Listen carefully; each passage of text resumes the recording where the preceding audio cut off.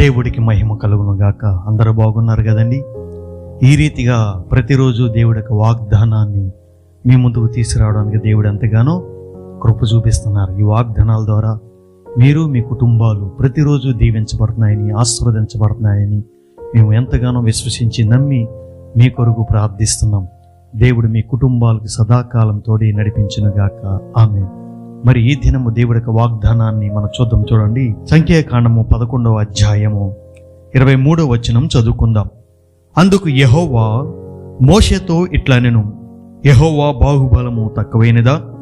నా మాట నీ ఎడల నెరవేరునో లేదో ఇప్పుడు చూసేదెవు. దేవుడి స్తోత్రం, హల్లెలూయా. నా మాట నీ ఎడల నెరవేరునో లేదో ఇప్పుడు చూసేదెవు. ఈ సందర్భము ఒకసారి మనం ఆలోచన చేస్తే, మోషేకి ఒక భారమైన పరిస్థితి వచ్చింది. చనిపోతాను ప్రభువా అని దేవుడి దగ్గర మొరపెట్టుకుంటున్నాడు. ఇశ్రాయేలు ప్రజలందరినీ ఐగుప్తు బానిసత్వంలోంచి విడిపించి కానాను ప్రాంతానికి నడిపిస్తున్నాడు. అరణ్య ప్రయాణంలో వారు ఉండగా ఇశ్రాయేలు ప్రజలందరూ కూడా మాకు మాంసం కావాలి, ఐగుప్తులో ఉన్నప్పుడు చేపలు తిన్నాం, కాయగూరలు తిన్నాం, కూరగాయలు తిన్నాం, ఇంకా రకరకాల ఆహారాలు తిన్నాం, ఇప్పుడైతే మాకు ఈ యొక్క మన్నాతోటే సరిపెట్టుకుంటున్నాం, మాకు ఎటువంటి ఆహారం లేదని వారు సనుగుతూ మోషేని ఎంతగానో బాధిస్తున్నారు.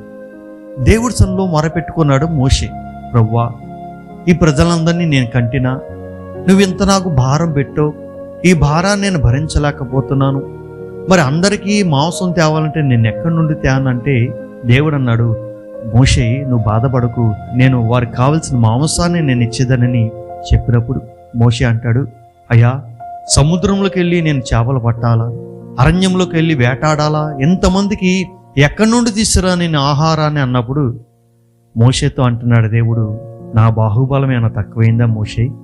ఇదివరకు ఎన్నో కార్యాలు నీ చేత నేను జరిగించానే, అప్పుడు మర్చిపోయావా? నువ్వు ఐగుప్తులో ఉన్నప్పుడు ఎన్నో అద్భుతాలు చేశాను, సూచక్రియలు చేశాను, మహత్కార్యం చేశాను, ఈ ప్రజలందరినీ నా బాహుబలంతో నడిపించాను, వారికి నీళ్లు కావాలితే బండను పగలగొట్టి నీళ్ళు ఇచ్చాను, అరణ్యములో ఆహారం కావాలంటే మన్నాను కురిపించాను, వారికి కావాల్సినన్ని నేను చేసినప్పుడు ఈ ఆహారాన్ని నేను సమకూర్చలేనా, ఈ మాంసాన్ని నేను సమకూర్చలేనా? ఎందుకు నా బాహుబలం తక్కువగా చూస్తున్నావు మోషే? ఇదిగో నా మాట నెరవేరునో లేదో ఇప్పుడు నువ్వు చూసేదవు, రేపు ఈ టైంకల్లా ఈ ప్రజలందరికీ నేను మాంసం ఇచ్చేదనని దేవుడు సెలవిచ్చాడు. దేవుడు చెప్పినట్లుగానే ఇశ్రాయేలు ప్రజలందరికీ కూడా పూరేడు పిట్టలను కురిపించాడు.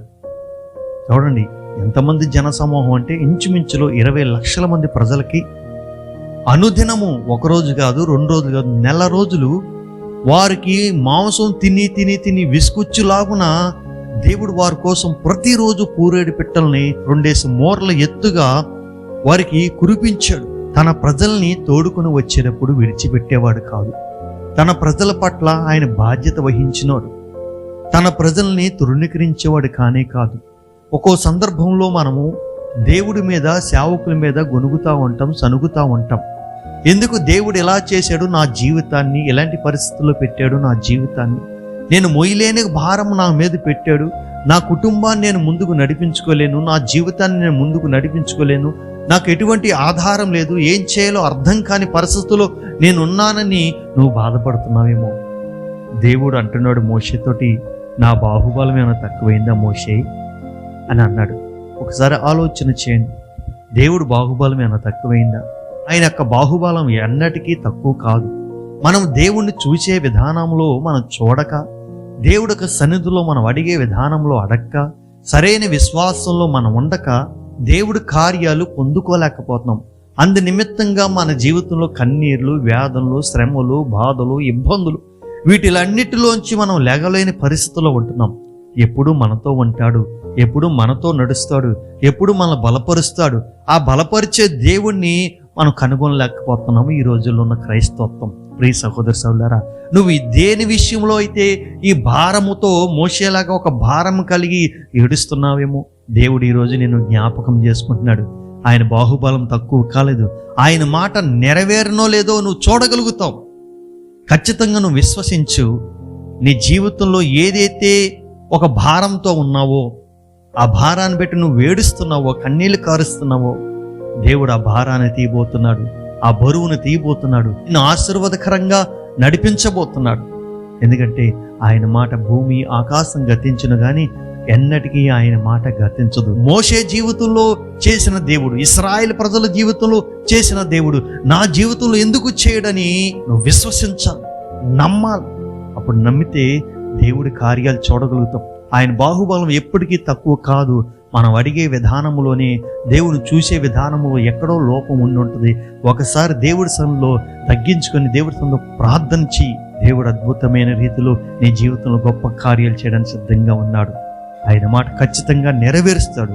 నీ జీవితంలో దేని విషయంలో నువ్వు చింతపడుతున్నావో, బాధపడుతున్నావో, ఈ కార్యం జరగట్లేదని నువ్వు వేదన పడుతున్నావో, ఈ మాటను బట్టి నువ్వు విశ్వసించు.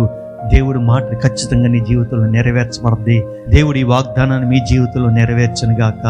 ఆమేన్. ప్రార్థన చేసుకుందామా? మహాపరిశుద్ధుడా, మహోన్నతుడా, నీ నామాన్ని బట్టి మహిమ, ఘనత, ప్రభావం చెల్లించబడనుగాక. నీ మాట నెరవేరునో లేదో అని ఇప్పుడు చూసేదవని మోషేతో మాట్లాడినట్లుగా, మరి ఏ బిడ్డతో నువ్వు మాట్లాడుతున్నావు వారి జీవితంలో నిశ్చయముగా నీ మాట నెరవేర్పు చేయమని, నీ సన్నిధిలో బలపరచమని, నీ చిత్తంలో నెరవేర్పు జరిగించమని, నీ ఉద్దేశాన్ని సఫలపరచమని, నీ నామానికి మహిమపరచమని, బిడ్డలందరినీ దీవించి ఆస్వాదించమని యేసు నామములో అడుగుచున్నాము తండ్రి. ఆమేన్. ఈ వాగ్దానం విన్న మీరు మీ మట్టికే కాక అనేక మందికి షేర్ చేయండి, సబ్స్క్రైబ్ చేయమని చెప్పండి, లైక్ చేయమని చెప్పండి. దాని ద్వారా దేవుడి యొక్క సువార్తలో మీరు కూడా పాలిభాగస్తులు అవుతారు. అనేక మందికి దేవుడు వాక్యం వెళ్తుంది, వారు కూడా బలపరచబడతారు, వారి జీవితంలో ఆశీర్వాదకరంగా ఉంటారు. దేవుడు మిమ్మల్ని ఇంకా బహుగా దీవిస్తాడు. దేవుడు మిమ్మల్ని దీవించి ఆశీర్వాదకర్తలుగా చేయనుగాక. ఆమేన్.